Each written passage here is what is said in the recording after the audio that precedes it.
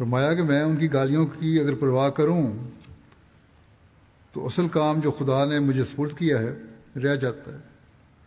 اس لیے جہاں میں ان کی گالیوں کی پرواہ نہیں کرتا، میں اپنی جماعت کو نصیحت کرتا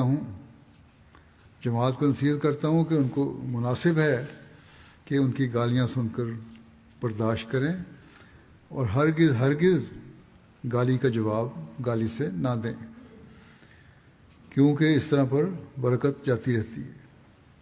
وہ صبر اور برداشت کا نمونہ ظاہر کریں اور اپنے اخلاق دکھائیں۔ یقیناً یاد رکھو کہ عقل اور جوش میں خطرناک دشمنی ہے۔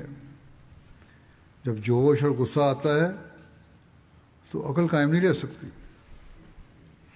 لیکن جو صبر کرتا ہے اور بردباری کا نمونہ دکھاتا ہے اس کو ایک نور دیا جاتا ہے جس سے اس کی عقل و فکر کی قوتوں میں ایک نئی روشنی پیدا ہو جاتی ہے، اور پھر اس نور سے نور پیدا ہوتا ہے۔ غصہ اور جوش کی حالت میں چونکہ دل و دماغ تاریک ہو جاتے ہیں، اس لیے تاریکی سے تاریکی پیدا ہوتی ہے۔